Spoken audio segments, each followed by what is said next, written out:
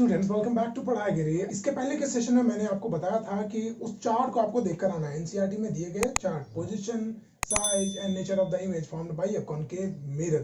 तो उम्मीद है आपने उस चार्ट को देखा होगा। उस चार्ट के बेसिस पे आज मैं आपको रे डायग्राम ड्रॉ करना सिखाऊंगा। तो सबसे पहला कंडीशन को शुरू करते हैं। When the object is kept at infinity. Infinity पे रखे हुए ऑब्जेक्ट का मतलब ये हुआ कि बहुत दूर कोई ऑब्जेक्ट रखा हुआ और आप उसे देख रहे हो। देखिए, मान लो ये कॉनकेव मिरर है और याद रखें इसमें सिर्फ कॉनकेव मिरर के बारे में आपको बता रहा हूं। पहला कंडीशन, ये कॉनकेव मिरर रखा हुआ है, यहाँ पे पोल है, फोकस, सेंटर ऑफ कर्वेचर। अब आप सोचो इन्फिनिटी पे कोई ऑब्जेक्ट ये यहां से यहां कहीं भी हो सकता है, किसी भी साइज का। मान लो ये ए बी, इस साइज का आपका है ये ऑब्जेक्ट। तो यहां से कहीं भी आपको हाँ, अगर रूल्स याद होंगे तो आपको मैंने बताया था कि जो भी ऑब्जेक्ट आप लोगे, ऑब्जेक्ट के टॉप और बॉटम से आपको रेज निकलते हुए दिखाने हैं। एक रे मान लो यहां से गया इस तरह से, दूसरा रे अगर मान लो यहां से गया इस तरह से, तो आप खुद सोचो कि a ray is going parallel to the principal axis, ये कहां से गुजरेगा? आप बताओगे फोकस से, इस तरह से गुजरेगा। Once again the ray is parallel to the principal axis, ये कहां से जाएगा? फिर से ये फोकस से जाएगा। और मैंने आपको यह भी बताया था लास्ट सेशन में कि दो रेज आपस में एक दूसरे को जहां पे भी काटें, उनका point of intersection he image बनाता है। तो यहां पे इमेज बन गया। देखो ये ऑब्जेक्ट यहां पे रखा हुआ था, बहुत दूर से रेज आ रहे हैं, मिरर से टकराते हैं और आपस में दोनों रेज यहां पे टकरा जा रहे हैं। मिरर से टकराने के बाद मतलब इमेज यहां पर बन गया है। अब बेटा आपको बताना है nature of the image formed, size of the image formed, real होगा, इन्वर्टेड होगा या वर्चुअल होगा, उसका आप बताना कि पोजीशन क्या होगा, ये सब कुछ। तो आप इस ऑब्जेक्ट का, जो ऑब्जेक्ट आपने रखा है उसका इमेज कहां पे बन रहा है? At focus. तो आप लिखना कि the image forms at focus. दूसरी बात, आप देखो इमेज बहुत छोटा है, सिर्फ एक पॉइंट से मैंने डिनोट किया, एक पॉइंट से, तो आप लिखना इट इज पॉइंट साइज्ड। आगे अब एक और बात, आप देखो इमेज जो है वो दो रेज के आपस में एक्चुअल टकराने से बने, एक्चुअल टकराने से, डॉटेड लाइन से मैंने आपको नहीं दिखाया, दो रे आपस में एक्चुअली में टकरा रहे हैं और ये मिरर के इस साइड भी है। इमेज आपका है real, it can be obtained on a screen, तो ये रियल होगा। एक और बात आप ध्यान रखना कि जो ऑब्जेक्ट रियल है वो इन्वर्टेड होता है, जो वर्चुअल होगा वो इरेक्ट होगा। तो रियल एंड इन्वर्टेड आप खुद से लिख लो, ये बाय डिफॉल्ट हो जाता है। रियल है तो आप उसे इन्वर्टेड लिखोगे। इन्वर्टर से एक और बात बता देता हूं कि कोई भी ऑब्जेक्ट जो होता है उसका इमेज हमारा जो आंख बनाता है इमेज, वो हमेशा इन्वर्टेड ही बनाता है।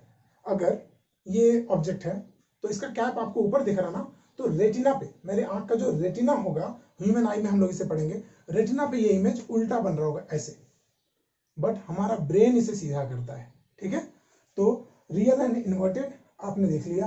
पोजीशन आपने बताया फोकस, पॉइंट साइज, इसका साइज आपने बता दिया। दूसरी बात रियल एंड इन्वर्टेड, और इसके बारे में अगर कुछ आपके पास है इंफॉर्मेशन तो आप शेयर करें, और नहीं है इंफॉर्मेशन तो यही सब कुछ हो गया। आपने नेचर बताया, point size, real and inverted, at focus. कुछ और ऐड करना चाहते हो तो आप बता देना। Same size as the object is placed, जिस साइड ऑब्जेक्ट रखा हुआ है उसी साइड इमेज भी बनेगा।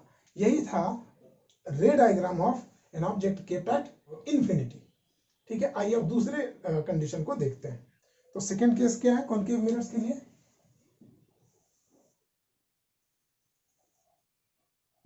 पोल, focus, centre of curvature. When an object is kept beyond C, C के काफी पीछे, यहां पे मान लो एक ऑब्जेक्ट रखा हुआ है, तो इसका इमेज आपको बताना है कि कॉनकेव मिरर में इसका इमेज कहां बनेगा। अब आप सोचो, मैंने आपको बताया था एटलीस्ट दो रेज तो आप लेना, कहां से? एक टॉप से निकलता हुआ लेना, बॉटम से भी निकल रहा है रे, तो आपने एक पैरेलल रे ले लिया। दूसरा आप देखोगे, पहले तो रे यहां टकराने के बाद फोकस से होकर गुजरेगा, आगे एक रे आप सेंटर ऑफ कर्वेचर से ले लो। बेटे आप और रेज भी ले सकते हो दूसरे तीसरे जगह से भी जहां आपको लेने की इच्छा है, लेकिन हम इन दोनों को ले रहे हैं। जैसे आप ये भी ले सकते थे कि the rays passing through the focus, अगर फोकस से होकर गुजरता तो फोकस से होकर गुजरता और ये ray it will become parallel to the principal axis, जहां पे एक दूसरे को काट देता, तो वो भी ले सकते थे। हमने सेंटर ऑफ कर्वेचर से लिया, सेंटर ऑफ कर्वेचर से रे जिस तरह से जाएगा उसी तरह से वापस आ जाता है। तो दोनों रेज आपस में एक दूसरे को यहां पे काट रहे हैं, यहां। तो इमेज यहां इस तरह से आप ड्रॉ करना, यहां ये इमेज बन गया, ठीक है। और इमेज का ये जो है टेल, इसका हमेशा आप यहीं से अटैच रखना। मतलब अगर ये इस तरह से ए और बी आप लिखते हो तो ए अभी भी यहीं रखना आप और बी यहां, और इसको पहचान में आ जाए कि ये ए अलग है, ए डैश अलग है, इसलिए आप इसे ए डैश और बी डैश लिखते हो ताकि पता चले कि ये इमेज है, ए डैश बी डैश। अब आप सोचो यहां भी ए भी लिखते, यहां भी ए भी लिखते, तो आप डिफरेंशिएट नहीं कर पाते। तो when an object is kept beyond C, C के पीछे अगर आप ऑब्जेक्ट को रखते हो in case of a concave mirror, आप देखोगे कि the image forms at between C and F, centre of curvature और फोकस के बीच में इमेज बन जाएगा। अब इमेज को देखकर आप अंदाजा लगाओ कि कैसा है। आपने पोजीशन बताया बिटवीन सी एंड एफ,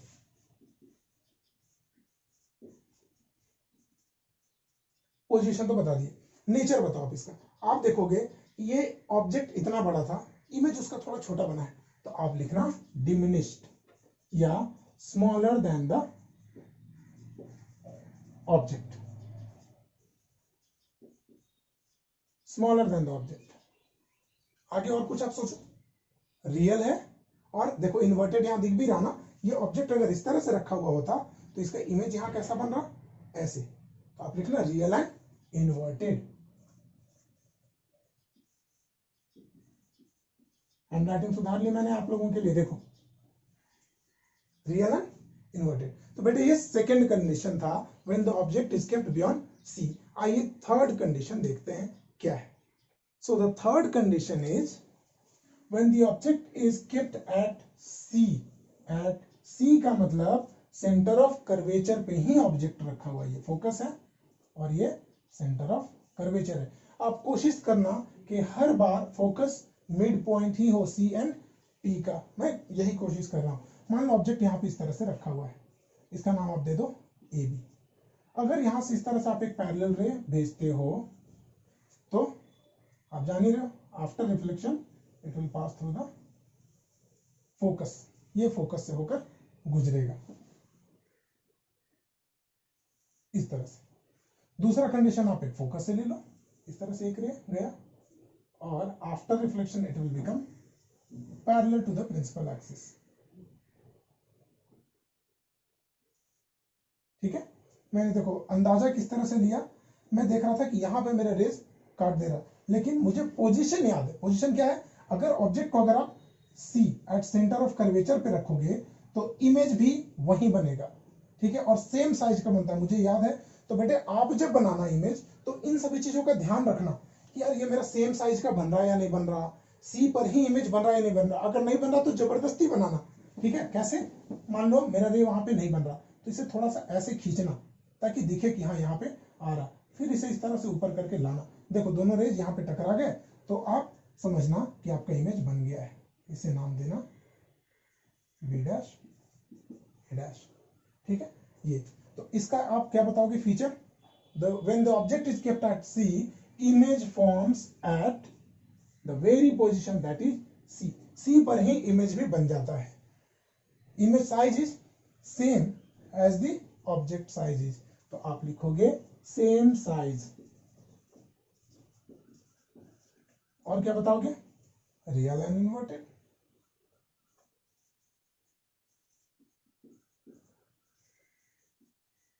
तो बेटे आप तीन कंडीशन देख लिए कॉनकेव मिरर्स के लिए। आइए चौथा कंडीशन देखते हैं और देखते हैं क्या फीचर्स होते हैं उसके इमेज के। चौथा कंडीशन है बेटे when the object is kept between C and F. यहां पे अगर आप ऑब्जेक्ट को इस तरह से रख देते हो,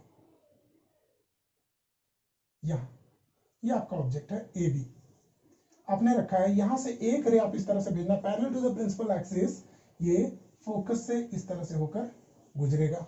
दूसरा रे आप यहीं से ले लो, सेंटर ऑफ कर्वेचर से होता हुआ, अगर इस तरह से जाएगा तो आपको पता है जैसा जाएगा वैसा ही वापस आ जाएगा। आप इसे ले लो, आप देख रहे हो दोनों रेज आपस में एक दूसरे को यहां पर काट रहे हैं। तो अब इसका फीचर बताओ, यहां पे अगर काटे हैं तो इस तरह से दोनों को मिला दो, ये बन गया आपका बी डैश ए डैश। आप बताओ इसका nature of the image formed and position of the image formed. Position क्या है आप बताओगे बियॉन्ड सी, आप लिखते चले जाओ पोजीशन इज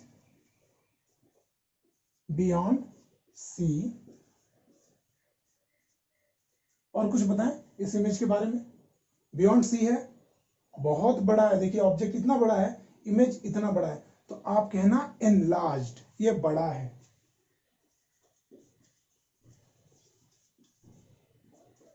और कुछ बताओ एनलार्ज्ड, देन बियॉन्ड, आपने बता दिया बियॉन्ड सी है, एनलार्ज्ड है और रियल एंड इन्वर्टेड है, तो आप लिख लो रियल एंड इन्वर्टेड।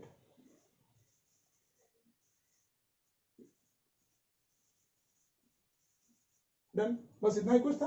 पोजीशन आपने बताया और ये nature of the image formed, enlarged, real and inverted, बस इतना ही कुछ था। अब आते हैं, आपने 4 कंडीशन देखे, अब 5वें कंडीशन में देखते हैं इमेज कैसे बनता है।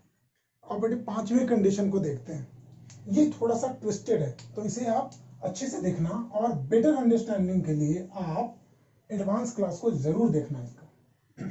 लाइक ये तो मैं आपको सारा बेस बस तैयार करने के लिए इस हिसाब से बता रहा हूं ताकि एग्जाम में आप प्रॉपर मार्क्स ले आओ और क्लासेस आपके लेंदी ना हो। और बेटर अंडरस्टैंडिंग के लिए आप कमेंट सेक्शन में लिखना या पर्सनली आप मेल करना, हम आपको और बेटर तरीके से आंसर बताएंगे। ये देखो सेंटर ऑफ कर्वेचर है, फोकस है, सब कुछ हमने आपको बता दिया।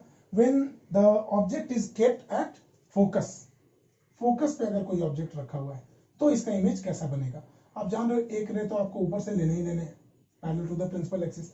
अब अगर ray is parallel to the principal axis तो आपको पता है after reflection it will pass through the focus, वो इस तरह से फोकस से जाएगा। एक आप ले लो यहां से इस तरह से, थोड़ा ख्याल रखना पड़ेगा ना, रेज में सीधा टेढ़ा ये चलता रहता है, आप इसे सही कर लेना। अब जब आप इसे यहां तक लाओगे आप देखोगे ये दोनों रे आपस में पैरेलल हो रहे हैं, आप बढ़ाते चले जाएंगे, ये इनफाइनाइटली बहुत दूर बढ़ते चले जाएंगे। तो इसलिए आप बताते हो when the object is kept at focus the image forms at infinity. Position of the object is at infinity, आप बताओगे। नेचर ऑफ द इमेज आप देख रहे हो कि मिरर किस साइड बन रहा, आप बताओगे रियल है। अब रियल है तो इन्वर्टेड तो होगा ही। बेटे आपके मन में ये डाउट हो सकता है कि रेज जब आपस में एक्चुअली में टकरा ही नहीं रहे तो रियल कैसे कह रहे। आप देख लो इमेज जो है वो मिरर के इस साइड बन रहा और रेज पैरेलल खींचे चले जा रहे हैं, तो आपको इनफिनिटी पे इमेज बनता हुआ दिखेगा, मतलब आपको ये पता नहीं चलेगा इमेज जो है वो कितनी दूरी पर बन रहा है।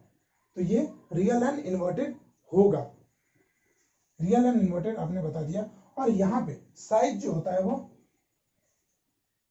हाईली एनलार्ज बताया जाता है। When the object is kept at focus, focus पे जब आप ऑब्जेक्ट को रखोगे तो इमेज फॉर्म्स एट इंफिनिटी, और उसके ये सारे आपको दिए गए फीचर्स हैं, इमेज कहां बनता है, कैसा बनता है। ठीक है, आइए छठे वाले और मोस्ट इंपॉर्टेंट पोजीशन को देखते हैं। ये बहुत ज्यादा इंपॉर्टेंट है क्योंकि ये थोड़ा सा स्पेशल हो जाता है, बाकी सारे आपके 5 जो रे डायग्राम्स पढ़े उससे थोड़ा सा स्पेशल छठा वाला है, और एग्जाम में बहुत हद तक इसे ही पूछा भी जाता है या पूछे जाने के चांसेस थोड़े ज्यादा होते हैं। बट छठा कंडीशन है when the object is kept between pole and focus of the mirror, pole and focus of the mirror. अब सोचो कि ऑब्जेक्ट अगर यहां रखा हुआ होगा तो एक रे तो आपको ले लेना है इसके पैरेलल इस तरह से, तो अगर रे पैरेलल है तो आप जान रहे हो कि ये इस तरह से जाएगा। दूसरा आप यहां से ले लो,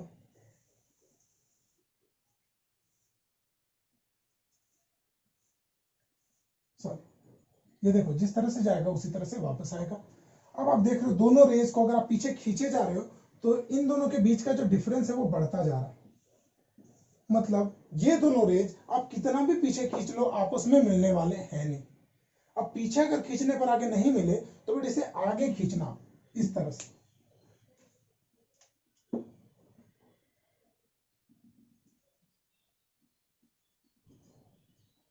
तो ये यहां पे जाकर टकरा जाएगा इस तरह से। देखो है ना ये थोड़ा सा खास रे डायग्राम। इमेज इसका क्योंकि अलग तरह से बना, आप देख रहे हो कि image is behind the mirror, mirror के पीछे बना है पहली बार। इमेज क्या बताओगे? Behind the mirror.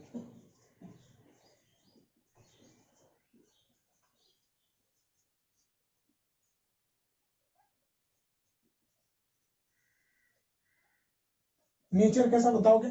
आप देखो रेज तो एक्चुअली में टकराए नहीं है, रेज को आप पीछे ले जाकर और वो भी मिरर के पीछे आप इमेज बनाए, तो आप बताओगे ये देखो इरेक्ट भी है, वर्चुअल एंड इरेक्ट।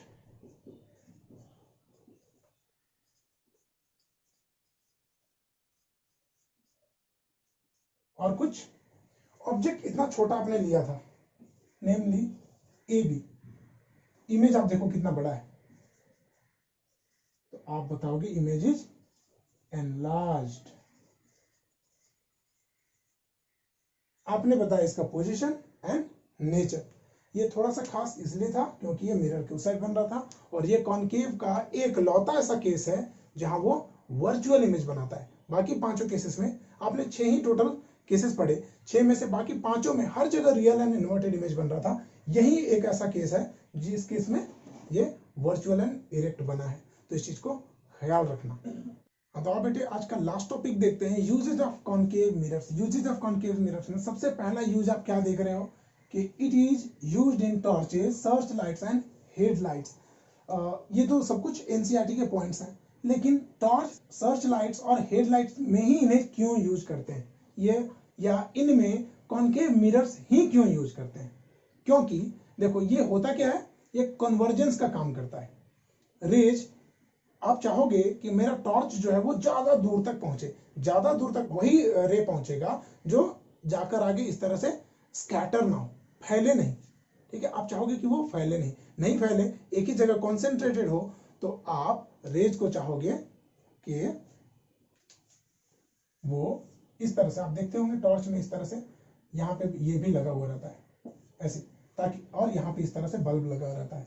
ये बल्ब का जो लाइट है, ये जो बल्ब की जो रोशनी होगी वो यहां से भी टकराकर इस तरह से जाएगी,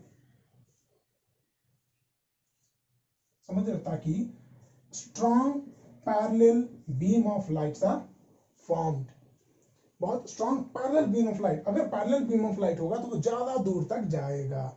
सेम कंडीशन आप देखते होंगे लेजर लाइट्स में। लेजर लाइट्स में पैरेलल बीम छोड़ा जाता है और वो बहुत दूर तक पहुंचता है। लेजर लाइट बच्चे देखते होंगे, आप खेलते होंगे, रेड कलर का लाइट इधर उधर लोग फोकस करते रहते हैं। तो ये पहला यूज था जहां पे आपको और एक और चीज हेडलाइट्स, हेडलाइट्स में भी आप चाहोगे हेडलाइट की रोशनी दूर तक जाए। सर्च लाइट्स आप देखते होंगे जंगल में विलेन भाग जाता है या हीरो को ढूंढ रहे होते हैं लोग जंगल में, तो इस तरह से टॉर्च जो पुलिस फोर्स जो यूज करते हैं वो यही होता है, सर्च लाइट्स।